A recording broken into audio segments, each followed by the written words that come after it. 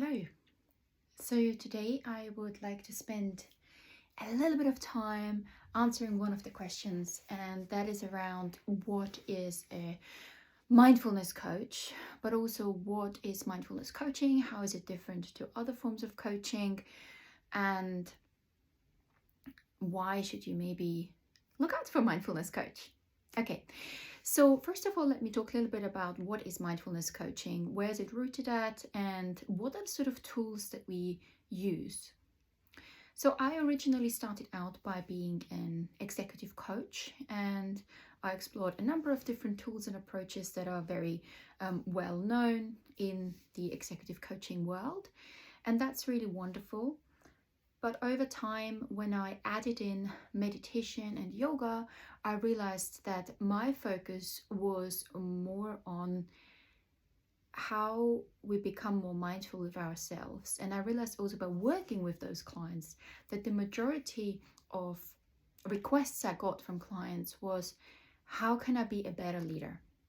How can I manage my anxiety in the boardroom? Those sort of things.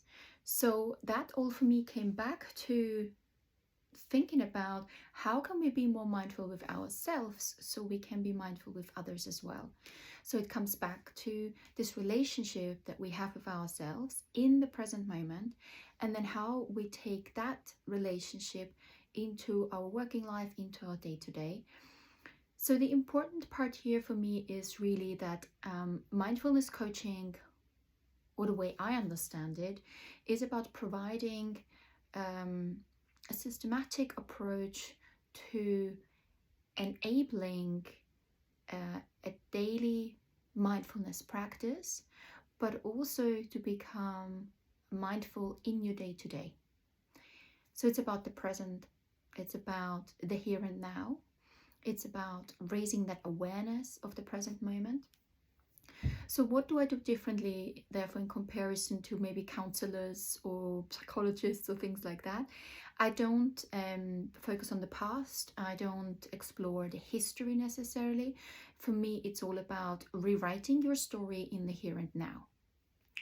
And I do work with a variety of different people, from, senior school kids to people in the early 80s who would like to develop a regular mindfulness practice.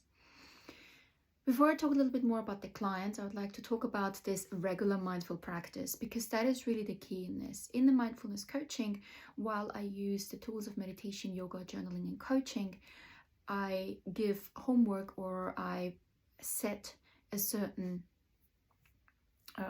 practice for the week ahead, or for the month ahead, or for the 2 weeks ahead, depending on how often I see a particular client. And that is really so that they can take 5 to 10 minutes every single day to focus on that. And that is really important, because in order to change a habit and to form new connections, to rewrite the story, and to unlearn what we have been conditioning ourselves in a maybe not very helpful way, it takes about 21 days. Now, what I've observed in the work with my clients is that sometimes people are really eager and they start off, and the first 5 to 7 days are going really well, and they can see the difference and they feel more content, relaxed, happier in the day-to-day. And then something happens and it drops, and they suddenly feel like they have failed. And I actually use that as a wonderful example to see, look, this has been really good. This has had a positive impact on you. So take that as an insight to restart again. So my own mindfulness coaching is based on a framework that I've developed over the years. And it starts with this connection to self, feeling connected, exploring that relationship with yourself, then becoming curious about certain things, certain habits, certain ways of being. And this could be something like, I dropped it, what happened actually? So that's really where I think mindfulness practice is really helpful, to establish new habits, to find a different way of living. Now, some might say, well, Isn't it rooted in Buddhism or Hinduism? Well, there are elements of it. I think all sorts of different philosophies and religions play into mindfulness, but it isn't a religion in itself. You can make it what it is. I've always been a big believer in combining different things together to take the most out of it. We're creating the rules around it, so I can change that as well and take it apart. So it can really become part of your lifestyle, and it certainly is for me. And I find it a bit paradoxical, if you want, that we spend so much time focusing on our external, our exterior, how we look. You maybe use some makeup, or you buy new clothes, or we brush our teeth hopefully every day, and we're worried about our sleep, what we eat, what we drink. But when it comes to our mindfulness with ourselves, we don't dedicate any time to that. And so for me, it has become part of my lifestyle, part of who I am, part of my day-to-day, and the way that I want to live, because I can see the benefits. And that is really why I think that mindfulness coaching can be so powerful, because it can really change the way how you go about your life and the relationship to others as well, to become more present, to become more aware. Now back to the clients. So who benefits from it? Well, virtually everyone, if you want. And I have got clients who are sort of more in the exec arena, but I also have clients who have anxiety, or are clinically depressed, so they're diagnosed with depression. Now, I would like to make a side note here, or with eating disorders, both of them, I'd like to make a side note.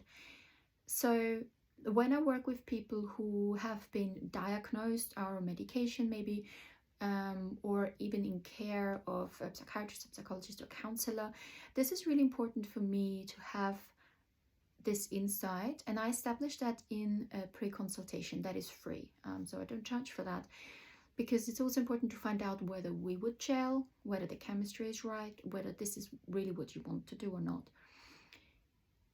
Having mindfulness coaching in addition to other services, healthcare services, can be really helpful, but it is important that people understand that it is not a cure, and that in very severe cases, it is an in addition.